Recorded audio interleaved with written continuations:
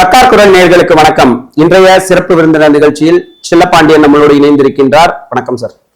வணக்கம் சார். இன்னைக்கு America, Iran, Israel போர்ன்றது உலக நாடுகளே முழுமையா அச்சுறுத்தும் வகையில இருக்கு.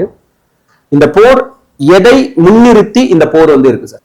முதல்ல இதை எப்படி போரா பாக்குறதா, இல்லாட்டி ஒரு ரெஜிம் சேஞ்சா பாக்குறதா, இல்லாட்டி ஒரு ஆயில் வாரா பாக்குறதா, இல்லாட்டி the world of war of fossil fuels அப்படிங்கிறத நம்ம பாக்குறதாங்கிறத ஒரே குழப்பம். ஆனா இப்போதைக்கு வரைக்கும் ஒரு மாதம் ஆச்சு இந்த போர் ஆரம்பிச்சு. இந்த போர் ஆரம்பிச்சதுக்கு முக்கியமான நோக்கமே ரெஜிம் சேஞ்சோ இல்லாட்டி ஈரானோட கவர்மெண்ட்டை மாற்றி ஒரு டெமோக்ராட்டிக்கு கொண்டு வரணுங்கிற எண்ணம்லாம் இப்போ இல்லை. மெயினாக ஆயிலை கைப்பற்றணும். பெட்ரோ கெமிக்கல் அது சம்பந்தமான ஆயில் ஃபீல்ட்ஸை அமெரிக்காவும் இஸ்ரேலும் அதை அவங்க கைப்பற்றணும். அதுதான் முக்கியமான நோக்கம். இந்த பிளான் இன்னைக்கு நேற்று நடக்கலை. ஒரு 40 இயர்ஸாக பிளான் பண்ணுறாங்க யூஎஸும் இஸ்ரேலும். இஸ்ரேலுக்கு முக்கியமானது என்னன்னா, அவங்க அவங்களோட ரெஜிமை எக்ஸ்டென்ஷன் பண்ணணும். அவங்க ரெஜிமை எப்படி எக்ஸ்டெண்ட் பண்ணுறோன்னா, இஸ்ரேலை தாண்டி சிரியாவை பிடிக்கணும், சிரியாவை பிடிச்சிட்டு மிடில் ஈஸ்ட்டுக்கு போகணும், மிடில் ஈஸ்ட்டை போயிட்டு திருப்பி ஈரானுக்கு போகணும். இதுதான் அவங்களோட எஜெண்டா. இந்த எஜெண்டா இன்னைக்கு நேற்று ஆரம்பிக்கல, ஒரு 40 இயர்ஸ்க்கு முன்னாடி இருந்தே அவங்களுக்கு ப்ரீ பிளான்டாக ஆரம்பிக்கிறாங்க. ஸோ இந்த நேரத்தில் ஏற்கனவே இவங்க 2 தடவை பேச்சுவார்த்தை நடத்தினாங்க. யூஎஸ், இஸ்ரேலும் ஈரானும் ஒரு மத்தியஸ்தம் பண்ணி அதை நடத்த ஆரம்பிச்சாங்க. ஆனால் நடந்துகிட்டு இருக்கும் போதே February 28 ஒரு ஈரான் சுப்ரீம் லீடர் அயத்தொல்லா கொமேனியை அசாசினேட் பண்ணிட்டாங்க இந்த யூஎஸ் இஸ்ரேலும். உடனே அந்த நாடு மாறிடும். அது உடனே புரட்சி ஏற்படுத்தி அந்த நாட்டோட இதை மாத்திடுவாங்கன்னு இவங்க நினைச்சாங்க. ஆனா அது நேர்மாறா ஆயிடுச்சு. நேர்மாறா எப்படி ஆகுதுன்னா, அவங்க இவங்க எப்போ வேணாலும் நம்மளை தாக்குவாங்க அப்படின்னு சொல்லி ஒரு 40 இயர்ஸ்க்கு முன்னாடியே பிளான் பண்ணி எப்படி வாரை நம்ம ஃபேஸ் பண்ணணும், டிஃபென்ஸ் பண்ணணும். நம்ம 400 வருஷமா ஈரான் எந்த நாட்டோடையும் படையெடுத்ததே கிடையாது. இதுதான் முதல் தடவை அவங்க டிஃபெண்ட் தான் பண்றாங்க. அவங்க ஃபர்ஸ்ட் அக்ரஷன் கிடையாது. அமெரிக்காவும் இஸ்ரேல் மட்டும்தான் அக்ரஷன். அதனால நாங்க டிஃபெண்ட் பண்றோம் அப்படின்னு சொல்லி ஈரான் இப்போ நடத்துது. இதுல அவங்களுக்கு என்ன வார் ஹெட்ஸ் இப்ப மெயினானது என்னன்னா, எல்லாரும் சொல்றது என்னன்னா, அமெரிக்காவை ஏன் ஈஸியா எல்லா நாடும் தாக்க முடியாது அப்படின்னா, அவங்களுக்கு பிளெயின் ஷீட் ஆஃப் வாட்டர், அந்த கண்டத்துக்கு 2 இடம் இருக்கு. ஒன்னு பசிபிக், இன்னொன்னு அட்லாண்டிக். இந்த மெயின் ஷீட் ஆஃப் வாட்டரை பூமியில அதை தாண்டி போய் அவங்களை அட்டாக் பண்ற நாடுகள் கம்மி. அந்த அளவுக்கு எந்த நாடுமே ஒரு அந்த அளவுக்கு எந்த நாடுமே உறுதி. வடகொரியா நான் தயாரா இருக்கேன், நீங்க எப்போ வேணா என்ன வம்பு கிடுங்க அப்படின்ற அளவுக்கு தானே வடகொரிய அதிபர் ஜின்பிங் தயாரா தானே இருக்காரு. அங்க அமெரிக்கா வாயை திறக்க மாட்டேங்குது. அதான் சார், வடகொரியா ஒரு சின்ன நாடு. இப்போ நார்த் கொரியா முதல்ல கொரியாவா இருந்தது, அப்புறம் சவுத் கொரியா நார்த் கொரியாவா மாறுது. நார்த் கொரியா சின்ன நாடு. இப்போ இஸ்ரேலும் ரொம்ப சின்ன நாடு, ஈரான் ரொம்ப பெரிய நாடு, அமெரிக்காவும் ரொம்ப பெரிய நாடு. இவங்களுக்கு மிஞ்சி போனீங்கன்னா ஒரு 50,000 வார் ஹெட்ஸ் இருக்கும். அதுல ஐசிபிஎம்னு ஒன்று இருக்கு, இன்டர் கான்டினென்டல் பாலிஸ்டிக் மிசைல்ஸ். அது 6000 கிலோமீட்டர் ரேஞ்ச் அது போய் விழுகும். இவங்க எல்லாம் ட்ரையல் பாக்குறாங்க, டெஸ்ட் பண்றாங்க. அது 6000, அதெல்லாம் மிஞ்சி போனா ஒரு 300 வச்சிருக்கலாம் ஒரு நாடு. அதுக்கு மேல அதை தயார் பண்ண முடியாது. புதுசாக தயார் பண்றதுக்கு பல வருஷங்கள் ஆகும். ஸோ ஐசிபிஎம்லாம் ஒரு ஒரு தடவை அனுப்பலாம். அது ஃபெயில் ஆயிடுச்சுன்னா திருப்பி நீங்க அதை அனுப்ப முடியாது, அதை தயார் பண்ண முடியாது.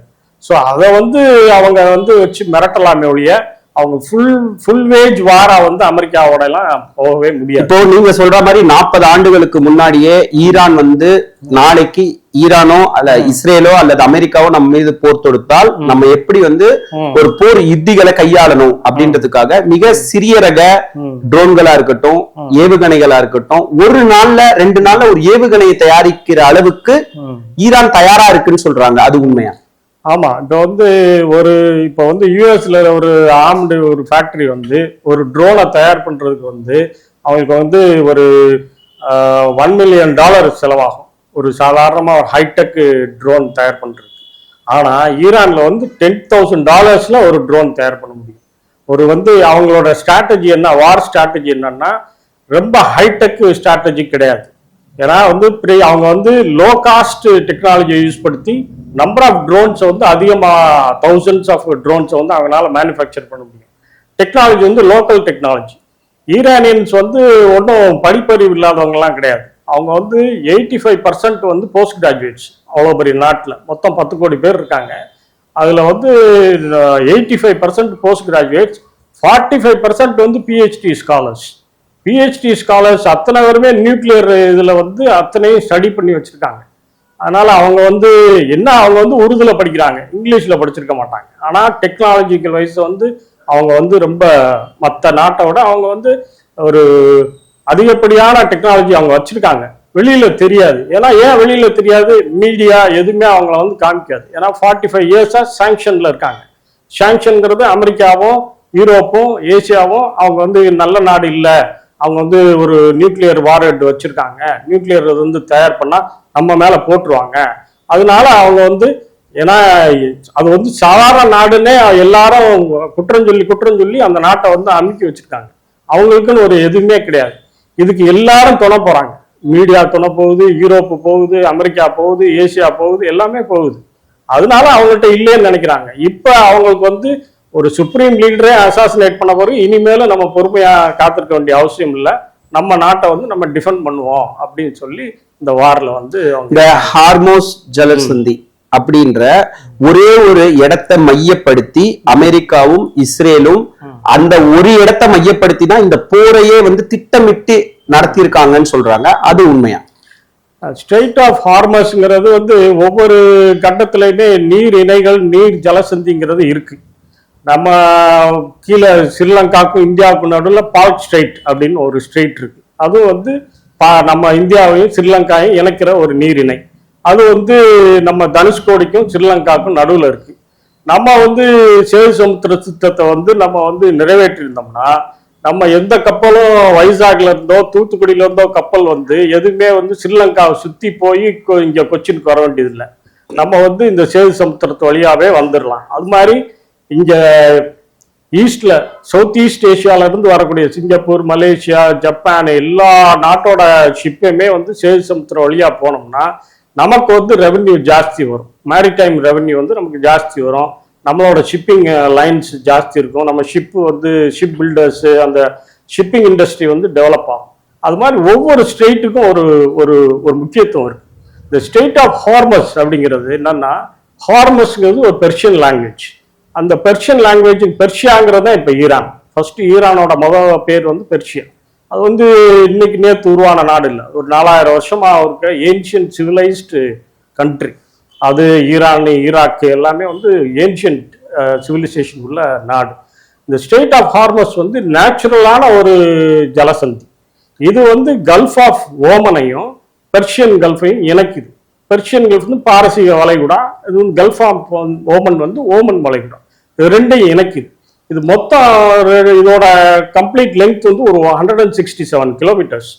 இல்லை பிரெத் பார்த்தீங்கன்னா ஒரு மேக்சிமம் வந்து 97 கிலோமீட்டர்ஸ், ஸ்மாலஸ்ட் ஏரியா வந்து 37 கிலோமீட்டர்ஸ். அப்போ வந்து இதுல வந்து நார்த் ஃபுல்லாவே ஈரானோட லேண்ட், சவுத் ஃபுல்லா 5 கண்ட்ரியோட லேண்ட். ஓமானு, யுஏஇ, அரப் எமிரேட்ஸ், அடுத்து வந்து கத்தார், பஹ்ரைன், குவைத், ஈராக், இது எல்லாமே இருக்கு, ஈரான் இருக்கு. ஸோ இவங்களுக்கு எல்லாத்துக்கும் பொதுவான ஒரு நீர் இணைங்கிறது வந்து இந்த ஸ்டேட் ஆஃப் ஹார்மஸ். ஹார்மஸ்ங்கிறது பெர்ஷியன் லாங்குவேஜ் வந்து அவங்க என்ன சொல்லியிருக்காங்கன்னா பிளேஸ் ஆஃப் டேட்ஸ் அப்படின்னு சொல்றாங்க. பிளேஸ் ஆஃப் டேட்ஸ்னா பேரிச்சம்பளம் உள்ள இடம் அப்படின்னு சொல்லி பழைய லிட்ரேச்சர்ல இந்த ஹோமஸ்ங்கிற பேர்ல சொல்லியிருக்காங்க. இந்த ஈரானுக்கு வந்து நிறைய போர்ட் இருக்கு. இந்த அது வழியா தான் அவங்க ஆயில்லாம் வெளியே இது பண்றாங்க. அதுல வந்து சபார்னு ஒரு போர்ட் இருக்கு. இந்த சபார் போர்ட் வந்து ஈரான்ல முக்கியமான போர்ட். அதுக்கு நம்ம இந்தியா வந்து மன்மோகன் சிங் கவர்மெண்ட்ல இருந்து இப்போ வரைக்கும் ஒரு $500 மில்லியன் வந்து இன்வெஸ்ட் பண்ணிருக்கோம். அந்த போர்ட்டை டெவலப் பண்ணா பைப் வழியா நம்ம வந்து ஷிப்புக்கு ஆயிலை கொண்டு வந்துட்டு நம்ம எடுத்துக்கலாம் அப்படின்னு சொல்லி. இந்த சபார் போர்ட்டும் பாகிஸ்தான் கராச்சி போர்ட்டும் ரொம்ப பக்கம். அதனால அந்த போர்ட்ல வந்து நம்ம இன்வெஸ்ட் பண்ணியிருக்கோம் நம்ம சேஃப்டிக்காக. இன்கேஸ் ஸ்டேட் ஆஃப் ஹார்மஸே மூடினாலும் இந்த சபார் போர்ட் வழியா நம்ம ஆயிலை வந்து ஈரான்ல இருந்து எடுத்துக்கலாம். ஏன்னா அது தாண்டி தான் இருக்கு, அந்த ஸ்டேட் ஆஃப் ஹார்மஸோட இணைக்கு தாண்டி இருக்கு. அதே மாதிரி ஈரான்ல முக்கியமான இந்த ஸ்டேட் ஆஃப் ஹார்மஸ் பக்கத்துல இருக்க ஒரு போர்ட் வந்து பந்தார் அப்பாஸ்னு ஒரு போர்ட். அந்த பந்தார் அப்பாஸ் வந்து ஈரான்ல ஒரு மிகப்பெரிய சிட்டி. அங்கேயும் ஆயில் ரிஃபைனரிஸ் நிறைய இருக்கு. இப்போ அவங்க தான் வந்து இந்த ஸ்டேட் ஆஃப் ஹார்மஸை கண்ட்ரோல் பண்றாங்க. இவங்க ஏன் ஓமானோ இல்லாட்டி எமிரேட்ஸோ இல்லாட்டி கத்தாரோ இவங்க எல்லாத்துக்கும் வந்து 20% of the LNG liquefied nitrogen gas வந்து 20% ஆஃப் தி வேர்ல்டு ப்ரொடக்ஷன் வந்து இந்த 5 நாட்டுல இருந்து வெளியே போகுது. அதே மாதிரி 25% ஆஃப் ட்ரேட். ஏன்னா இந்த 5 நாடுகளுமே பாலைவன நாடு, யாருமே விவசாயம் பண்றக்கூடிய பூமி கிடையாது. அப்போ வந்து அவங்களுக்கு வந்து ஃபுட்டு ட்ரேடுக்கு வரணும்னா இது வழி தான் வரணும், எல்லாமே ரோட் சைட்லயே வர முடியாது. ஹார்மோஸ் ஜலசந்தி அப்படின்ற வெறும் ஆயிலுக்கு மட்டும்தான் இந்த இடத்துல தடை ஏற்படுதா? ஏன்னா அவர்களுக்கு ரொம்ப தேவையான அந்த குடிநீர், இதுக்கு கூட பல பிரச்சனைகள் இந்த 5 நாடுகளுக்கு ஏற்படுது அப்படின்ற ஒரு தகவல் வெளியாகுது. அது உண்மையா? ஆமாம் சார். முக்கியமா வந்து இந்த ஜியோ பொலிட்டிக்கல் எக்கனாமிக்ஸ்ல என்னன்னா எனர்ஜி, ஃபுட்டு, வாட்டர், இதுதான் முக்கியமான 3 கிரைட்டீரியா. இந்த 3மே வந்து இன்டர் டிபெண்ட். ஏன்னா எனர்ஜி வழியாக தான் ஃபுட்டு வரும், ஃபுட்டு இல்லைன்னா ஃபுட்டு இருந்தால் வாட்டர் வரும். எப்படின்னா எனர்ஜிங்கிறது நம்ம சிஎன்ஜி பெட்ரோலியம் கெமிக்கல்ஸ்லேருந்து வரக்கூடிய எனர்ஜி. இந்த எனர்ஜி வந்து எல்லா நாட்டுக்குமே வந்து ஒரு லிக்விஃபைட் நைட்ரஜன் பெட்ரோலியம் கேஸாக போகுது, க்ரூட் ஆயிலாக போகுது, பிரண்ட் ஆயிலாக போகுது. So total world oil market வந்து இவங்க நிர்ணயம் பண்ணுறதுனால அத்தனை ஆயிலுமே ஷிப்பிங் லைன்ஸில் தான் போக முடியும். ஏன்னா ஷிப்பிங் லைன்ஸில் மட்டும்தான் கார்கோ ஷிப்ஸ், ஆயில் ஷிப்பிங் கார்கோஸில் மட்டும்தான் highest number of tons of ஆயிலை வந்து நம்ம டிரான்ஸ்போர்ட் பண்ண முடியும். ஸோ வேர்ல்டு லெவலில் வந்து 20% ஆஃப் த ஆயில் வந்து இந்த 4 நாடுமே ப்ரொடியூஸ் பண்ணுது. ஈரான் வந்து முக்கியமான ஒரு பெரிய கேஸ் ஃபீல்டு, உலகத்திலே பெரிய கேஸ் ஃபீல்டு ஈரான்ல தான் இருக்கு. அதை வந்து இன்ஃப்ராஸ்ட்ரக்சரை வந்து டேமேஜ் பண்ணால் டோட்டலாக இருக்க இந்த 6 கண்ட்ரீஸ்லையும் நாங்கள் வந்து டேமேஜ் பண்ணிடுவோம்னு ஈரான் வந்து வார்ன் பண்ணுது. யூஎஸ் அதையும் மீறி இஸ்ரேல் வந்து அந்த ஃபீல்டில், ஆயில் ஃபீல்டில் வந்து பம்பார்ட் பண்ணியிருக்காங்க. ஆனால் அதை வந்து ரெசிப்ரோகேட் பண்ணி அதை வந்து டிஃபென்ஸ் பண்ணுறதுக்கு இனிமேல் அடிச்சிங்கன்னா நாங்கள் டோட்டல் இந்த அத்தனை நாட்டில் இருக்க இன்ஃப்ராஸ்ட்ரக்சர், எனர்ஜி ஸ்ட்ரக்சர்ஸ்லாம் நாங்கள் காலி பண்ணிடுவோம் அப்படின்னு அவங்க சொல்கிறாங்க. அதில் மெயினாக இதில் என்னன்னா யுஏஇ, அரப் எமிரேட்ஸ். எமிரேட்ஸ்க்கு வந்து கம்ப்ளீட்டாக போர்ட், ஒரு 4 போர்ட் இருக்கு. ஜுபைல் அலி போர்ட்டு, ஃபுஜைரா போர்ட்டு, அது மாதிரி ஒரு 4 போர்ட் இருக்கு. அங்கே போர்ட்டில் தான் அவங்களுக்கு வந்து இந்த ஆயிலை வந்து எக்ஸ்போர்ட் பண்ணுறதுக்கு ஷிப்பிங்கோட இது இருக்கு. அது மாதிரி கத்தாரில் வந்து தோஹால ஒரு பெரிய போர்ட் இருக்கு. அதே மாதிரி பஹ்ரைன்ல மனாமான்னு ஒரு அந்த ஊர்ல அது ஒரு பெரிய போர்ட். குவைத்துல வந்து ஒரு முக்கியமான குவைத் சிட்டியை ஒட்டிய ஒரு பெரிய போர்ட் இருக்கு. இவங்க 5 நாட்டிலையுமே வந்து ஈராக்கு வார், அப்ப ஈராக் வார் வந்து பிஃபோர் சதாம் ஹுசைன் வந்து ஒரு 10 இயர்ஸ் நடந்தது. அப்போ யுஎஸ் என்ன பண்ணுது, இந்த ஆயில் எல்லாம் நம்ம கண்ட்ரோல் கொண்டு வரணும்னு சொல்லிட்டு நிறைய பணம் செலவு பண்ணி இந்த 5 நாட்டிலையுமே யுஎஸ் பேசஸை வந்து உருவாக்குறாங்க. இந்த யுஎஸ் பேசஸ்ல யுஎஸ் மெரின்ஸ், யுஎஸ் ஃபுல்லா சோல்ஜர்ஸ் அவங்கள ஸ்டேஷன் பண்றாங்க. எதுக்கு அப்படின்னு கேட்டா, நாங்க வந்து கத்தாரை அவங்களை காப்பாத்துறதுக்கு தான் இங்க வந்திருக்கோம், குவைத்தை காப்பாற்ற தான் வந்திருக்கோம் அப்படின்னு சொல்லிட்டு இவங்க யுஎஸ் பேசஸ் எல்லாம் அங்க வந்து இன்ஸ்டால் பண்றாங்க. எல்லா அமெரிக்கன் பிரசிடென்ட்டுமே பண்ணியிருக்காங்க. இது வரைக்கும் 1950ஸ்க்கு அப்புறம் எல்லாருமே வந்து பணம் செலவு பண்ணி அவங்க பண்றாங்க.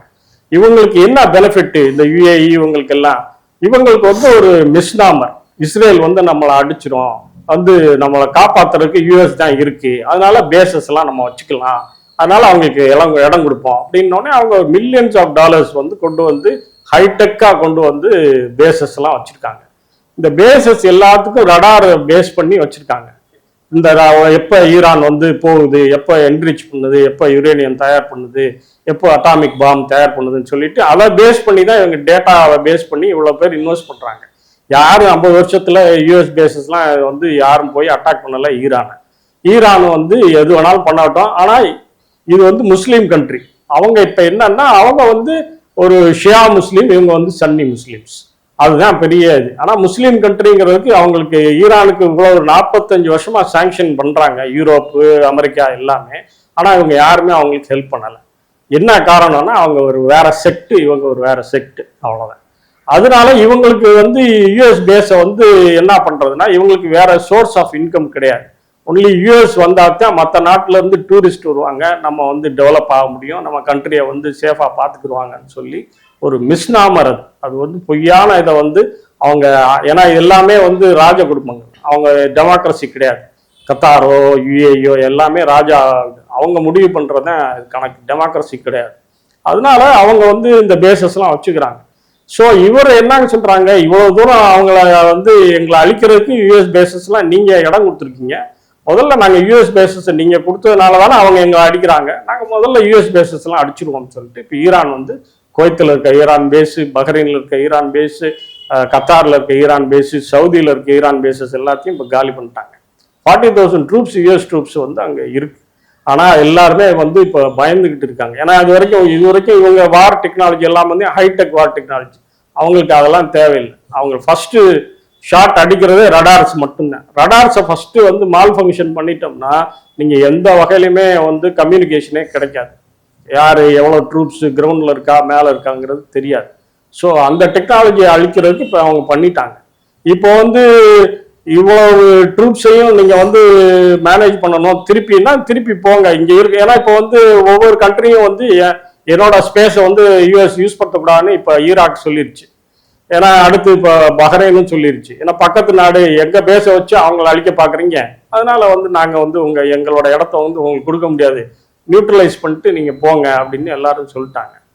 இப்போ இந்த 5 நாடுகள் இணைந்து ஈரானுக்கு முழுமையா ஆதரவு கொடுக்க வாய்ப்புகள் இந்த சம்பவத்துக்கு அப்புறம் இருக்கிறதுக்கு வாய்ப்புகள் இருக்கா? நிறைய வாய்ப்புகள் இருக்கு. ஏன்னா இவங்களை நம்பி இருக்கிறதுனால என்ன பிரயோஜனம்? இப்போ வந்து ஆயில் வந்து அவங்களுக்கு போகுது, திருப்பி வந்து எக்கனாமி டெவலப் ஆகுது. ஏன்னா மெயினா போய் எனிமியை உன்னைய தாக்குனானா நீ போய் அவனை வந்து நிலைவுலை செய்யணும். அதுதான் வாரோட இது. யாருமே வந்து அந்த வார் கன்வென்ஷன்ல வந்து யூஎஸ் எல்லாம் அதுல ஸ்ட்ராங்கா இருந்தாங்க. இப்போ வந்து பிளான்டு கிடையாது. இவங்க வந்து இது வந்து ஒரு இப்போ வரைக்கும் ஒரு சினிமாட்டிக் ஸ்டைலில், ஒரு ஹாலிவுட் ஸ்டைலில் தான் அவங்க வந்து இதை வந்து இந்த வாரை என்கேஜ் பண்ணியிருக்காங்க. அது வந்து ப்ரீ பிளான்டு கிடையாது. இதெல்லாம் ப்ரீ பிளான்டுன்னா அவங்க ஈஸியாக நினச்சது வந்து தப்பாக போயிடுச்சு, மிஸ்கால்குலேட்டட். அது வந்து ஏன்னா நடுவில் ஒரு கடல் இருக்குது அப்படிங்கிறது அவங்களுக்கு தெரியலை. ஈரான் தான் சொல்லி ஜியாகிரபியாக அவங்களுக்கு சொல்லி கொடுத்துருக்கு. இது ஸ்ட்ரெயிட் ஆஃப் ஹார்மஸ்னு ஒன்று இருக்குது, இதை தாண்டினா தான் நீ ஈரானுக்குள்ள வர முடியும். ஸோ ஸ்டேட் ஆஃப் ஹோமஸை வந்து எப்போ வேணாலும் நாங்கள் நிறுத்த முடியும், அந்த அளவுக்கு எங்களால் பவர் இருக்குது அப்படிங்கிறது அவங்களுக்கு தெரியலை. இப்போ வந்து ஆரம்பித்து இப்போ 30-40 டேஸ் ஆயிடுச்சு. 150 ஷிப்ஸ் வந்து நிற்கிது. 150 ஷிப்ஸ் டிரான்ஸ்போர்ட்டில் மட்டும் 1500 ஷிப்ஸ் வந்து போக முடியல, உள்ளே போய் வர முடியல. அவ்வளோ கார்கோவும் நடுவில் நிற்கிது. இதில் பெரிய இது என்னன்னா யாருமே பேச மாட்டேங்கிறாங்க. என்னதுன்னா அந்த சீஃபேரர்ஸ், அந்த ஷிப்பில் இருக்க மாலுமிகள், சாதாரண இன்ஜினியர்ஸு, பைலட்டு, கேப்டனு, அவங்கெல்லாமோட ஃபுட்டு வாட்டருக்கெலாம் என்ன பண்ணுவாங்க? யாருமே வந்து போட்டில் போய் அவ்வளோ பெரிய கப்பலில் அவங்க கொடுக்க முடியாது. ஏன்னா ஒவ்வொரு ஷிப்பும் பல நாட்டிக்கல் மைல்ஸில் கடலில் நிற்கிது. இந்த 30 நாளில் அவங்களுக்கு வந்து ஃபுல்லாக ட்ரெயின் ஆகிருக்கும். இதெல்லாம் கோல்ட் ஸ்டோரேஜில் வச்சுட்டு அவங்க சாப்பிட்டாலும் அவ்வளோ ஒரு ஷிப்பிங்கில் வந்து நார்மலாக ஒரு 100 எம்ப்ளாயீஸாவது இருப்பாங்க கேப்டனோட சேர்ந்தான். அவங்களுக்கு வந்து ஃபுட்டு கிடையாது, வாட்டர் கிடையாது. வாட்டர் வந்து ஏன் கிடையாது அப்படின்னா, ஒரு ஷிப்பு வந்து கடலில் ஓடிக்கிட்டு இருக்கும் போது தான் அந்த கடல் தண்ணியை நல்ல தண்ணியாக மாற்றுறதுக்கு உள்ள வந்து ரிவர்ஸ் ஆஸ்மாசிஸில் அந்த கப்பல் எல்லா கப்பல்லையும் இருக்கும். அந்த தண்ணியை வந்து நல்ல தண்ணியாக மாற்றி அதைத்தான் குடிநீராக யூஸ் பண்ணுவாங்க. இப்போ கப்பல் ஸ்டாட்டிக்காக நின்றுக்கிட்டே இருக்குது ஒரு இடத்துல இருக்குன்னா, அதுவும் வந்து ஷேலோ வாட்டர்ஸில் நின்றுக்கிட்டே இருக்குன்னா அவங்களுக்கு வந்து நல்ல தண்ணியே வந்து பண்ண முடியாது. கப்பல் ஓடினா தான் அவங்களுக்கு நல்ல தண்ணி கிடைக்கும். அது வந்து மிகப்பெரிய ஃபேக்டர். அந்த ஃபேக்டரில் இது வரைக்கும் யாருமே அதை அட்ரஸ் பண்ண மாட்டேங்கிறாங்க. இது 40,000 சீஃபேரர்ஸ் வந்து இதில் அஃபெக்ட் ஆகிருக்காங்க இந்த ஒரு மாதத்தில். 40,000 ஃபேமிலி. எப்போ கப்பல் போகும், எப்போ கப்பல் நிற்கும் அப்படின்னு தெரியலை. எப்போ அந்த கப்பலை வந்து ஒரு பம்பார்ட்மெண்ட் நடக்கும், இல்லாட்டி எப்போ நம்மளை ரிலீஸ் பண்ணுவாங்க அப்படிங்கிற எதுவுமே தெரியலை. அதனால் அந்த பிரச்சனைகள்லாம் வந்து வேர்ல்டு வந்து அட்ரஸ் பண்ணாமே அப்படியே நிற்கிது. அதனால் இதுக்கு வந்து பெரிய உலக அளவிய வந்து ஒரு எக்கனாமிக் லாஸ் வந்து இருந்துகிட்டே இருக்கும். இப்போ வரைக்கும் நம்ம ஊரில் கேஸ் தட்டுப்பாடு வந்துருச்சுன்னா, பிலிப்பைன்ஸில் வந்து கம்ப்ளீட்டாக அவங்களுக்கு ஃபியூவலே கிடையாது. கம்ப்ளீட்டாக நீங்கள் பெட்ரோல் டீசலே எந்த பைக்கும் போட முடியாது. கம்ப்ளீட்டாக வந்து எமர்ஜென்சி ஆர்டர்ஸ் கொடுத்துட்டாங்க. ஸோ எல்லாமே டிபெண்டன்சி இந்த ஸ்டேட் ஆஃப் ஹார்மஸில் வச்சு இந்த 5 நாடை வச்சு தான் இருக்குது, சவுத் ஈஸ்ட் ஏஷியா, ஜப்பான் வரைக்கும். ஸோ ஆட்டோமேட்டிக்காக காஸ்ட் வந்து இன்க்ரீஸ் ஆகுது. எவ்வளோ நம்மளோட கெப்பாசிட்டி இப்போ ஒரு மாதம் தான் நமக்கு வந்து கேஸ் நம்ம சப்ளை கெப்பாசிட்டி இருக்கு.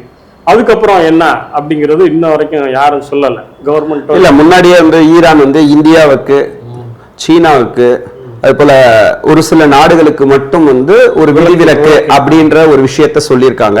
இது வந்து அமெரிக்கா எப்படி இந்தியாவை எதிர்நோக்கும்? இல்ல அமெரிக்கா வந்து எதிர்நோக்கணும்னா ஒரு வழி கிடையாது. நம்ம வந்து அமெரிக்காவை இவங்க பண்ண தப்பு. அமெரிக்காவை நம்பி நம்ம ஒன்றும் we should not take orders from America. we have a sovereign nation. நம்ம சொந்த நாடு வச்சிருக்கோம், சுதந்திர நாடு வச்சிருக்கோம். நம்ம இதுக்கு யூஎஸோட ஆர்டர்ஸ் நமக்கு வெயிட் பண்ணோம். நமக்கு தனியாக இருக்கு. ஜபார் போர்ட்ல வந்து $500 million வந்து இந்தியா இன்வெஸ்ட் பண்ணியிருக்கு. அதை பற்றி இந்த கவர்மெண்ட், மன்மோகன் சிங் கவர்மெண்ட்ல இருந்து இன்வெஸ்ட் பண்ணியிருக்கோம். பைப் லைன்ல நம்ம வந்து கொண்டு வர்றது, ஆயில் கொண்டு வர்றது. இது வரைக்கும் இந்த கவர்மெண்ட் பேச மாட்டேங்குது. இப்போ போய் இப்போ வார் நடக்கிற 2 நாளைக்கு முன்னாடி இஸ்ரேல் பிரைம் மினிஸ்டர்ல போய் இஸ்ரேல் பார்லிமெண்ட்ல போய் நம்ம பிரைம் மினிஸ்டர் பேசிட்டு வர்றாரு. இப்போ என்ன அர்த்தம்? 2வது நாள்ல போர் நடக்க போகுது. அவருக்கு தெரிய வேணாமா? இவ்வளோ ஒரு சேஃப்டி இல்லாத ஒரு இவ்வளோ பெரிய வார் நடக்க போகுதுன்னு தெரிய வேணாமா? ஒரு நாட்டோட பிரைம் மினிஸ்டர் அங்கேயே போறாரு. ஏன்னா இது வரைக்கும் நம்ம நாடு வந்து நியூட்ரலா இருந்தது, நான் அலைன்டா இருந்தது. இந்திரா காந்தி, ராஜீவ் காந்தி வரைக்கும், மன்மோகன் சிங் வரைக்கும். இவங்க வந்து பார்ட்டிஷனா போறாங்க. ஒரு நாடோட இன்னொரு நாடோட சப்போர்ட் பண்ணி போறதுக்கு காரணம் என்ன? ஒண்ணுமே கிடையாது. இவ்வளோ நாடு PLOங்கிற பாலஸ்தீன் லிபரேஷன் ஆர்கனைசேஷன் வந்து யாசர் அரஃபாத் வந்து அன்னைக்கு வரைக்கும் இந்தியாவுக்கு சப்போர்ட் பண்ணாரு. நம்ம இருந்த வரைக்கும் நமக்கு பாலஸ்தீன் லிபரேஷனுக்கு சப்போர்ட் பண்றோம். ஆனா இவங்க அப்படி கிடையாது, இஸ்ரேலுக்கு போய் சப்போர்ட் பண்றாங்க. இஸ்ரேல் வந்து ஒரு சின்ன நாடு, அவங்ககிட்ட டெக்னாலஜி இருக்கு, மற்றபடி எதுவுமே கிடையாது. உலகத்துக்கே தண்ணியை வந்து உப்பு தண்ணியை நல்ல தண்ணியா மாற்றி சொட்டு நீர் பாசனம் கொண்டு வந்தது இஸ்ரேல் தான். இஸ்ரேலோட எனர்ஜி வந்து அந்த மாதிரி. நம்ம ஊர்ல வந்து ஒரு காலத்துல ஒரு ஏக்கர் தக்காளிக்கு வந்து ஒரு 3 டன் விளைவிக்கணும்னா இஸ்ரேல் வந்து 10 டன் தக்காளி வந்து விளைவிக்கும் ஒரு ஏக்கர். ஏன்னா சொட்டு நீர் பாசனத்துல சொட்டு நீர்ல உயிர் உரங்களை கொடுத்து அதை வந்து காப்பாற்றி எந்த விதமான பாலைவன நிலத்துல கூட நம்ம விவசாயம் பண்ண முடியுங்கிறத காமிக்குது. ஸோ அந்த வாட்டர் டெக்னாலஜியில் வந்து அவங்க பெரிய கிரேட். அதுக்காக நம்ம அவங்கள நம்பி தான் இருக்கணும்னு அவசியம் கிடையாது. நமக்கு இண்டிஜினஸ் டெக்னாலஜி நிறையா இருக்குது. நமக்கு பாரம்பரிய டெக்னாலஜி வச்சுக்கிட்டே நீர் மேலாண்மையோ மற்றதெல்லாம் செய்ய முடியும். அதனால் நம்ம வந்து இன்னொரு நாட்டை வந்து சப்போர்ட் பண்ணி இருக்கணும் அவசியம் கிடையாது. நம்ம வந்து அப்போ கிடையாது. இந்த போர் இன்னும் எத்தனை நாட்கள் அதிகபட்சமாக தொடர்வதற்கான வாய்ப்புகள் இருக்கு? இதை வந்து முழுமையா ஒரு நிலைக்கு கொண்டு வரணும்னா எந்த நாடுகள் எல்லாம் இணைந்தால் இதுல வந்து ஒரு முழுமையடை? இல்ல எல்லா நாடுகளும் இணைஞ்சு இப்ப யூரோப் வந்து பேசிக்கிட்டு இருக்காங்க. பாகிஸ்தான் வந்து பாகிஸ்தான் நமக்கு வந்து ஒரு எதிரி நாடு தான், பக்கத்து நாடு. அதை வந்து மத்தியஸ்தம் பண்றதுக்கு அமெரிக்கா நியமிக்குது. அந்த பாகிஸ்தானை நியமிக்கிற அளவுக்கு நம்பிக்கை வந்து ஏன் இந்தியா மேல வரல அமெரிக்காவுக்கு? இவ்வளோ வருஷமா நம்ம பாகிஸ்தானோட அதிக பலமுள்ள நாடு, பெரிய டெமோக்ராட்டிக் கண்ட்ரி, உலகத்தில் 7வது பெரிய நாடு. அது வந்து இன்ன வரைக்கும் ஏன் நமக்கு வந்து வரல? பாகிஸ்தானை போய் மத்திய பண்ண சொல்லுது. எப்படி ஏன் பற்றி சொல்லுது? ஆனால் இவர் நம்ம தலைவர் பண்ண வேலை. ஏன்னா அவர் போய் எதுக்கு இஸ்ரேல் கூட போய் சப்போர்ட் பண்ணுறாரு? ஈரான் வந்து அயோத்தில்லா கொமோனியோட ரூட்ஸ் வந்து இந்தியன் ரூட்ஸ். அவர் வந்து அவரோட மூதாதையர்கள் வந்து இந்தியாவிலேருந்து போனவங்க. அதனால இந்தியா மேலே அவங்களுக்கு வந்து ஈரானுக்கு எப்பயுமே ஒரு நல்ல மதிப்பு உண்டு. எப்பயுமே கல்ஃபில் வந்து இந்தியன்ஸுக்கு பெரிய மதிப்பு உண்டு, ஈரானில் வந்து இந்தியன்ஸுக்கு பெரிய மதிப்பு உண்டு. அது எல்லாமே கெடுத்துட்டு இப்போ ஒரு பாகிஸ்தான் மத்தியஸ்தம் பண்ணுற அளவுக்கு என்ன இருக்கு? ஸோ இதெல்லாம் வந்து ஒரு வெளியுறவுத்துறை கொள்கையில் வந்து பெரிய பேக்லாக். இப்போ ஈரான் வந்து பாலைவனத்திற்குள்ள ஒரு சுரங்கம் அமைத்து அவங்களுடைய மிசைல் எல்லாமே வந்து தயார் பண்றாங்க. எல்லா விஷயங்களுமே ஏவுகணையை முதல் கொண்டு அங்கிருந்து தான் தயார் பண்றாங்க. அது உண்மையா? அது சாத்தியக்கூறா? அதெல்லாம் நிறைய சாத்தியக்கூறு இருக்கு. பங்கர்ஸ்லாம் இருக்கு. பங்கர்ஸ்ல வந்து என்ன ஹைடெக்கா நீங்க வந்து பங்கர்ஸ்ல வேற இப்போ ஆளு போய் இருக்காங்க. இப்போ வந்து வார் நடக்குது, இஸ்ரேல்ல வந்து மேல இருந்து ஃபுல்லா மிசைல்ஸ் வருதுன்னா பங்கர்ஸ்ல போய் இருந்துக்கிறாங்க. கீழே வரைக்கும் அது எஃபெக்ட் வராது, மேலே தான் இதாகிடும். அது மாதிரி பங்கர்ஸ் அவங்க பண்ணியிருப்பாங்க. ஏன்னா அது வந்து டெரைன் வந்து ரொம்ப பெரிய நாடு. ஈரான் வந்து சின்ன நாடு கிடையாது, பெரிய லேண்ட்ஸ்கேப் உள்ள பெரிய நாடு. அது அதில் எங்கே பண்ணுறாங்கிறது அவங்களுக்கு தான் தெரியும். அது வந்து வெளியிலலாம் அவங்க சொல்ல மாட்டாங்க, சொல்ல வேண்டியது அவசியம் கிடையாது. ஏன்னா வேற எந்த நாடுமே எங்கெங்கே என்ன வச்சுருக்காங்கன்னு சொல்ல மாட்டாங்க. ஸோ அவங்க டெக்னாலஜி இருக்குது, அவங்களுக்கு சொந்த டெக்னாலஜி வச்சு தான் இவ்வளோ ட்ரோன்ஸ் பண்ணுறாங்க, இவ்வளோ மிசைல்ஸ் பண்ணுறாங்க, எல்லாம் பண்ணுறாங்க. இப்போ ஒவ்வொரு டெக்னாலஜி இப்போ 40 வருஷத்தில் அது பண்ண முடியாதா என்ன? கேட்டால் யுரேனியம் என்ரிச் பண்ணுறோம், அட்டாமிக் பாம் தயார் பண்ணுறோங்கிற இதனால தானே இவங்க சாங்ஷன் பண்ணுறாங்க. அதை பண்ணும்போது இதை பண்ண மாட்டாங்களா? ட்ரோன் டெக்னாலஜி வந்து இந்த 10 வருஷத்துல தான் அதிகம். ஸோ அது வந்து இண்டிஜினியஸ் டெக்னாலஜி இருக்குது ட்ரோன்ஸில், ரொம்ப சீப்பாக லெவலில். அவங்க என்ன சொல்கிறாங்க, சாதாரண ஒரு பைக் மோட்டாரை வந்து பின்னாடி ஃபிட் பண்ணி ஒரு 300 கிலோமீட்டர்ஸ் ஃப்ளை பண்ணுற ட்ரோன்ஸை வந்து அவங்க வந்து மேனுஃபேக்சர் பண்ணுறாங்க. அதோட காஸ்ட் எல்லாம் சேர்த்திங்கனாவே $10,000 கூட வராது. ஆனால் அதை எதுக்குற யூஎஸ் வந்து $1 மில்லியன் வேணும் ஒரு ட்ரோனை பண்ணுறது. அது மாதிரி அது சீப் டெக்னாலஜியில் நிறையா பண்ணுறாங்க, தௌசண்ட்ஸ் ஆஃப் பண்ணலாம். ஏன்னா அவ்வளோ பாப்புலேஷன் இருக்குது, அவ்வளோ டெக்னாலஜி இருக்குது. அவங்க வந்து எல்லாத்தையும் வெளியில் எப்படி சொல்லுவாங்க, அது வந்து வார் சீக்ரெட்ஸை சொல்ல மாட்டாங்க. இப்போ அமெரிக்க அதிபர் வந்து தொடர்ந்து பல முன்னுக்கு முரணான கேள்வியும் பதிலும் அவரே கொடுத்துக்கிறார். காலையில ஏஞ்சி வந்து போரை வந்து நிப்பாட்டிட்டேன்றாரு, திருப்பி சாயங்காலம் வந்து வேற ஒரு விஷயத்த வந்து பதிவு பண்றாரு, திடீர்னு 5 நாள் வந்து போரே கிடையாது அப்படின்றாரு. ஏன் ஒரு நிலையற்ற ஒரு அமெரிக்காவினுடைய ஒரு அதிபர் நிலையற்ற ஒரு நிலை அப்படின்றது ஈரான் கொடுத்த பதிலடியின் காரணமா இல்ல வேற நாடுகள் கொடுக்கக்கூடிய அழுத்தங்களா? இல்லை, அப்போ யூஎஸ்ல டெமோக்ராட்டிக்ஸ் ரிப்பப்ளிகன்ஸ் 2 பேர் இருக்காங்க. அப்போ வந்து இவங்க வந்து ரிப்பப்ளிகன். இப்போ ரிப்பப்ளிகனில் செனட்டில் அதிகமாக இருக்கனால அவர் பிரசிடெண்ட்டாக இருக்கிறார். இவர் பிரசிடெண்ட்டாக வந்து ஃபர்ஸ்ட் டேர்ம்ல இருந்து இப்போ வரைக்குமே வந்து ஒரு வார் மாங்கரிங் தான் அவர் வந்து அவர் போர் எடுக்கணும், சில இதை வந்து அடையணுங்கிறத ஒரு லட்சியத்தோட தான் அவர் வந்து பிரசிடெண்ட் ஆகிறார். அவர் வந்து சொந்த நாட்டுக்கு நல்லது செய்யணும் அப்படின்னு நினச்சிருந்தா டேரிஃப்ஸ் எல்லாம் செஞ்சுருக்க முடியாது. டேரிஃப்ஸை நினச்சபடி 50%, 100%ன்னு பல நாடுகளில் ஃபுல்லாக ஒவ்வொரு நாடுகள்லையும் இம்போர்ட்டுக்கு இவ்வளோ டியூட்டி, எக்ஸ்போர்ட்டுக்கு இவ்வளோ டியூட்டின்னு சொல்லி டேரிஃப்ஸ் போடுறாரு. எல்லாமே அவர் வந்து ஆக்சுவலாக டெமோக்ராட்டிக் லீடர்னு நம்ம சொல்ல முடியாது. இஸ் அ பிஸ்னஸ் மேன் தான் அவர் வந்து ஒரு 50 வருஷத்தில் அவர் வந்து பிஸ்னஸ் பண்ணி தான் அவரோட தொழிலோ இதெல்லாம் பண்ணியிருக்காங்க. எலெக்ஷனில் ஜெயிக்கிறதும் வந்து சில பில்லியனர்ஸ் வந்து பணம் கொடுத்தா தான் அவங்க எலெக்ஷனில் அங்கே நடத்துகிறாங்க. இப்போ எலான் மஸ்க் மாதிரி சில பில்லியனர்ஸ் வந்து அவங்க ஃபண்டிங் பண்ணுறாங்க. ஃபண்டிங் பண்ணுறது அங்கே அலவுட், அங்கே ஒன்றும் சட்டத்துக்கு வந்து எதுவும் கிடையாது. அதனால ஃபண்டிங் பண்ணி அவங்க ஜெயிக்கிறாங்க. நம்ம ஊர் மாதிரி இப்போ எல்லாமே ஃபண்டிங்கில் தான் அவங்க ஜெயிக்கிறாங்க ஒவ்வொரு ஸ்டேட்லையும். அப்போ அதிகமான இருக்கும்போது அப்படி பண்ணுறாரு. இப்போ என்ன ஆயிடுச்சுன்னா அவர் நினச்சது ஒன்று நடந்தது. ஈரானை தாக்கணும்னா இஸ்ரேலை வச்சு தாக்கிட்டாங்க. இஸ்ரேல் தான் இவங்களுக்கு வந்து மெயினான இது. இஸ்ரேலுக்கும் யூஎஸுக்கும் என்ன ஒரு பெரிய ஒரு 40-50 வருஷம் லிங்க் என்னன்னா, பெரிய பெரிய பில்லியனர்ஸ் எல்லாமே இப்போ வந்து கோக்குன்னு எடுத்துட்டிங்கன்னா, இப்போ ஸ்டீவன் ஸ்பீல்பர்க் வந்து இஸ் அ ஜூஸ், அவர் வந்து ஒரு ஜூ, அவர் வந்து ஒரு இஸ்ரேலை சேர்ந்தவர், அமெரிக்காவில் செட்டில் ஆகி ஒரு பெரிய பணக்காரராக இருக்கார். அது மாதிரி பல பெரிய பெரிய கம்பெனிஸோட ஓனர்ஸே வந்து கம்ப்ளீட்டாக இஸ்ரேலிஸ். அவங்க பணம் வந்து அவங்க பிஸ்னஸ் வந்து எதுவுமே பண்ணக்கூடாது, பாதிப்படையக்கூடாதுங்கிறாங்க. அவங்க ஃபண்டிங் பண்ணுறாங்க. இந்த ரிப்பப்ளிகன் கவர்மெண்ட்டுக்கு ஃபண்டிங் பண்ணி ட்ரம்ப்பை வந்து பிரசிடெண்ட்டாக உருவாக்காங்க. அதனால இவங்க சொல்கிறத அவங்க கேட்குறாங்க. அப்போ இப்போ வந்து ஒரு ஜியோ பொலிட்டிக்கலில் ஃபுல்லாக ஆயில்ஸு மற்ற நாடெல்லாம் வந்து பாதிப்பு ஆகுதுங்கிறப்ப அவரால் வந்து ஒரு முடிவு எடுக்க முடியாதனால இப்படி மாறி மாறி பேசுகிறாரு. திருப்பி ஒவ்வொரு அவருக்கு திருப்பி பேக் ஃபயர் ஆகிக்கிட்டே இருக்குது. அது வந்து ரொம்ப கஷ்டம். இந்த இது முடிகிறது வரைக்கும் அவருக்கு கஷ்டம் தான். ஈரான் வந்து அமெரிக்காவினுடைய தாக்குதலுக்கு முழுமையாக தாக்கு பிடிக்குமா, அல்லது வந்து ஈரான் வந்து கண்டிப்பாக அமெரிக்காவுக்கு ஒரு பதிலடி கொடுக்குமா? ஈரான் வந்து பெரிய நாடுன்னு சொல்கிறதுல வந்து குறைச்சி வச்சாலும் அவங்க வந்து சோல்ஜர்ஸ் வந்து 10 லட்சம் சோல்ஜர்ஸ் இருக்காங்க. 10 லட்சம் சோல்ஜர்ஸ் இருக்காங்க. 10 லட்சம் சோல்ஜர்ஸுமே வந்து ஈரானோட டெரைனில், பார்டர்ஸில், கடலை ஒட்டி அவங்கள வந்து 1 லட்சம் சோல்ஜர்ஸ் நிறுத்தினாவே ஃபுல் லைனில் அவங்களால நிறுத்த முடியும். ஆனால் அமெரிக்கா வந்து நீங்கள் யூஎஸ் பேஸ், இப்போ கல்ஃபில் இருக்கிற யூஎஸ் பேஸில் கொண்டு போய் ஆளை நிறுத்தி மேக்ஸிமம் ஒரு 10,000 பேரை வேணால் ஒரு ஃப்ளைட்டில் கொண்டு போயோ கப்பலில் கொண்டு போயோ நீங்கள் அந்த இடத்துல யூஎஸ் பேஸில் இருத்திக்கிட்டு நீங்கள் வந்து ஈரானோட சண்டை போடலாம். அந்த 5000 பேரை வந்து ஒரு இடத்துல இருந்து பண்ணால் அவங்களுக்கு தெரிஞ்சு அவங்க டிஸ்ட்ரிபியூட் பண்ண முடியாது. அவங்க ஒவ்வொரு ஏரியாவாக தனித்தனியாக போய் நின்றுலாம் ஃபைட் பண்ண முடியாது. அவங்க மெரைன்ஸ்னா என்ன, செலக்டிவானவங்க போய் ஒருத்தரை போய் கொள்ளுங்க அப்படின்னா ஒரு 100 பேர் வீக்கான பாயிண்ட்ஸை பார்த்து உள்ளே போய் பண்ணுவாங்க. இங்கே அப்படி கிடையாது. கார்க் ஐலாண்டுங்கிறது ஒரு அந்த ஈரான் பார்டரில் நிறைய ஐலாண்ட்ஸ் இருக்குது.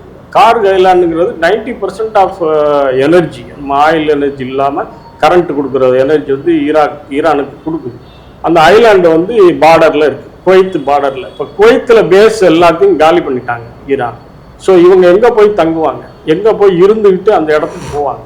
ஸோ அவங்க சர்வேலன்ஸும் பார்ப்பாங்க. ஏன்னா அவங்களுக்கு தெரியும், அவங்க நாட்டோட மேப் அவங்களுக்கு தெரியும். இவங்களுக்கு வந்து புதுசு. எல்லாமே வந்து கூகுள் மேப்பில் பார்த்தோ இல்லாட்டி மற்றபடி சேட்டலைட் இதில் வச்சோ அவங்க வந்து அந்த டெரைனை வந்து பார்த்துருப்பாங்க. அங்கே போன பிறகு தான் தெரியும் அந்த டெரைன் எப்படி இருக்கு. அதனால் அதுல இருந்தெல்லாம் பண்ணவே முடியாது. 10 லட்சம் ட்ரூப்ஸுக்கும் இங்கே 5000 ட்ரூப்ஸுக்கு என்ன இருக்கு? இப்ப ஈரான் பாத்தீங்கன்னா அமெரிக்காவினுடைய தரைவழி தாக்குதலுக்கு தான் காத்துக்கிட்டு இருக்கோம், தாராளமா வாங்க அப்படின்னு அழைப்பை வந்து விடுத்திருக்காங்க. இதை வந்து அமெரிக்கா எப்படி கையாள போகுது? ஏன்னா அமெரிக்கால முன்னாடியே வந்து தரைவழி தாக்குதல்ன்றது அவங்க ஃபெயிலியர் தான். இது வரைக்கும் ஒரு சக்சஸ்ஃபுல் அப்படின்றது அமெரிக்காவுக்கு கிடையாது. இந்த ஈரான் கிட்ட அவங்க வந்து இந்த தரைவழி தாக்குதல் சொன்ன காரணம் என்ன? இது வந்து பண்ணா சாத்தியக்கூறா? பண்ணவே முடியாது. ஏன்னா அவங்களுக்கு வந்து ஈராக்ல போய் இருந்துட்டு ஈராக்ல இருந்து ஈரானுக்கு வரணும், அது ஒரு பாதை. வந்து ஏர்கிராஃப்ட் கேரியர்ஸ் வந்து ஒவ்வொரு நாட்டிலையும் வந்து எல்லா நாடுமே வச்சுக்கிறது இல்லை, சில நாடுகள் மட்டும் அதிகமாக வச்சுருக்கு. ஏர்கிராஃப்ட் கேரியர்ஸ் வந்து அமெரிக்காவில் வந்து ஒரு 5 ஏர்கிராஃப்ட் கேரியர்ஸ் இருக்கும். இந்தியாவில் நமக்கு வந்து 2 ஏர்கிராஃப்ட் கேரியர்ஸ் இருக்குது. நம்மகிட்ட வந்து நியூக்ளியர் சப்மரின் இருக்குது. சப்மரின்ஸு ஒரு 10 சப்மரின்ஸ்க்கு மேலே இருக்குது. அதில் நியூக்ளியர் சப்மரின்ஸும் இருக்குது. அது மாதிரி ஏர்கிராஃப்ட் கேரியர்ஸும் நியூக்ளியர் ஏர்கிராஃப்ட் கேரியர்ஸும் இருக்குது. அந்த மாதிரி எல்லாம் வந்து பெரிய ஷிப்பிங்லாம் கொண்டு போகவே முடியாது. ஒரு இடத்துலேருந்து இன்னொரு இடத்துக்கு இது பண்ண முடியாது. இந்த மாதிரி ஸ்ட்ரெயிட் ஆஃப் ஹார்மஸ்க்கு உள்ளே போகணும்னா ஒரு பாதை வழியாக தான் நீங்கள் உள்ளே போகணும், இன்னொரு பாதை வழியாக வெளியே வரணும். இல்லைன்னா ஷாலோ வாட்டர்ஸில் நீங்கள் வந்து பாறையில் அடிபட்டுரும், நின்றும், அதுலேருந்து எடுக்கவே முடியாது. ஸோ அதனால் அது வந்து ஸ்பீட் ஆஃப் தி ஷிப்பு வந்து ரொம்ப குறைவாக போகணும். அந்த அந்த அந்த ஜாயிண்ட் பண்ணுற இடத்துல அது மினிமமே அது வந்து கேர்ஃபுல்லாக போகலன்னா கொல்யூஷன் ஆகிடும். கொல்யூஷன் ஆகிடுச்சுன்னா ஹோல் ஸ்ட்ரெயிட்டே வந்து க்ளோஸ் ஆகிடும். நீங்கள் அதை வந்து கிளியர் பண்ணாமல் எந்த கப்பலுமே உள்ளே போக முடியாது, வெளியே வர முடியாது. அதனால் ரிஸ்க்கு வந்து யூஎஸ்க்கெலாம் வந்து இது வழியாக தான் போக முடியும். ஏன்னா அவங்க வந்து தயாராக இருக்காங்க. ஏன்னா ஏற்கனவே ஈரானோட அவங்க 10 வருஷம் வார் பண்ணவங்க. அதனால் அவங்களுக்கு தெரியும் எங்கெங்கே எப்படி வரணும் அப்படின்ட்டு. இப்போ ஈராக்கும் என்ன சொல்லிடுச்சுன்னா எங்களோட பேஸை வந்து யூஎஸ் வந்து யூஸ் பண்ணக்கூடாது, ஏர் ஸ்பேஸையோ கிரவுண்ட் ஸ்பேஸையோ யூஸ் பண்ணக்கூடாது.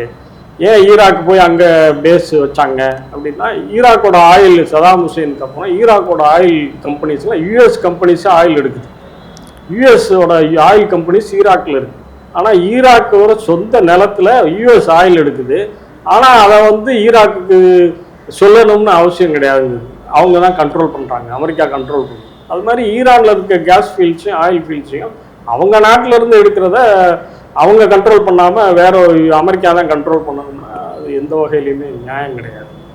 அதனால் ஈஸி கிடையாது. கிரவுண்ட் ட்ரூப்ஸ்னால் அவங்க பிளான்டாக இருப்பாங்க. ஏன்னா அவங்க வந்து 40 இயர்ஸ் சாங்ஷன்லேயே இருக்கிறாங்க. எல்லாம் பொய்யான ஒரு நெரேட்டிவை செட் பண்ணி அவங்க சாங்ஷன்லேயே இருக்கிறாங்க. சாங்ஷன்னா சும்மா சின்ன சாங்ஷன் கிடையாது. அவங்க எந்த யூனிவர்சிட்டிஸ்லையும் எந்த நாட்டிலையும் போய் படிக்க முடியாது, எங்கேயும் போய் விசா வாங்க முடியாது, எந்த நாட்டிலையும் போய் வேலை செய்ய முடியாது. அதே மாதிரி எந்த நாட்டுக்கு போனாலுமே வந்து திரும்பி வர முடியாது. அது மாதிரி பல ரெஸ்ட்ரிக்ஷன்ஸ். அது மாதிரி ஆயில் வந்து அவங்க கண்ட்ரோல்லேருந்து வெளியே போகணுன்னா கூட யூஎஸ் பெர்மிஷன் வேணும். ஈரானோட ஆயில் வெளியே போகணுன்னா கூட நீங்கள் யூஎஸில் பெர்மிஷன் வாங்கினா தான் ஈரானோட ஆயிலே வெளியே போக முடியும். அதுலேருந்து வருமானமே 40 வருஷமாக கிடையாது. அதனால் சில நாடுகள் மட்டும் நம்ம இந்தியா மாதிரி ஒரு நட்புறவு உள்ள நாடுகள் தான் அவங்களுக்கு வந்து சப்போர்ட் பண்ணி ஈரான் ஆயிலெலாம் நம்ம வாங்குகிறோம். அதே மாதிரி மன்மோகன் சிங் கவர்மெண்ட்டில் யார் யூஎஸ் எல்லாம் வந்து சபார் போர்ட்டில் வந்து இன்வெஸ்ட் பண்ணக்கூடாதுன்னு மிரட்டினாங்க. அதெல்லாம் முடியாது, இது எங்கள் நாட்டோட முடிவு அப்படின்னு சொல்லி $500 மில்லியன் வந்து ஈரான் சபார் போர்ட்டில் வந்து இன்வெஸ்ட் பண்ணியிருக்காங்க. அதனால் வந்து சில நாடுகள் வந்து நட்புறவாக இருக்கிறதுனால அவங்க வந்து சர்வே ஆக முடியுது. அதுதான் முக்கியமான பாயிண்ட். ஏன்னா அவங்க சொந்த எண்ணெயவே இன்னொருத்தரை கேட்டு தான் விற்கணுங்கிற ஒரு பாலிசி வந்து உலக நாட்டில் இருக்குது. அவங்க வந்து ஒரு சிக்கான நாடுங்கிறதுனால எல்லா பாலிசியும் ஐநா எல்லாருமே சேர்ந்துக்கிட்டு ஒரு நாடை வந்து ஒரு ரெஸ்ட்ரிக்ட் பண்ணி அவங்களுக்கு சாங்ஷன்ஸ் போட்டு இருக்குன்னு சொல்லி ஏதாவது ஒன்று இருக்குன்னு சொல்லி தான் அவங்க ஈராக்கை பண்ணாங்க. வந்து world of mass destruction weapons இருக்குன்னு சொல்லி ஈராக் சதாம் ஹுசேனில் போய் அடித்தாங்க. கடைசி வரைக்கும் அந்த மாதிரி மாஸ் டிஸ்ட்ரக்ஷன் பண்ணுற வெப்பன்ஸை அவங்க கண்டுபிடிக்கவே முடியலை. அது பொய்யான நரேட்டிவை செட் பண்ணி ஒரு கவர்மெண்ட்டவே இது பண்ணாங்க. அது மாதிரி ஈரானையும் வந்து நியூக்ளியர் என்ரிச் பண்ணுறாங்க அப்படின்னு இஸ்ரேல் பேச கேட்டு அவங்க பண்ணுறாங்க. அது வந்து இல்லைங்கிறது ப்ரூவ் ஆயிடுச்சு. அதுக்கு ஒரு ஏஜென்சி இருக்குது, இன்டர்நேஷ்னல் அட்டாமிக் எனர்ஜி ஏஜென்சின்னு ஒன்று இருக்குது. அவங்க தான் செக் பண்ணுவாங்க, சூப்பர்வைஸ் பண்ணுவாங்க, அந்த நியூக்ளியர் பிளான்ட்டை போய் பார்ப்பாங்க, அது ரேடியேஷன் இருக்கா எல்லாம் பண்ணுதான்னு பார்ப்பாங்க. அவங்க தான் ரிப்போர்ட் கொடுப்பாங்க. ஆனால் அமெரிக்கா என்ன சொல்லுது, அவங்க வச்சுருக்காங்க அதனால் நாங்கள் போய் முன்னாடி நாங்க தாக்குறோம், அவங்க திருப்பி தாக்குறதுக்கு பயந்துடுவாங்க, அதனால நாங்க முன்னாடி தாக்குறோம் அப்படிங்கிற ஒரு 40 வருஷமா செட் பண்ணி இந்த மாதிரி வந்து டார்கெட் பண்ணிட்டாங்க ஈரான்.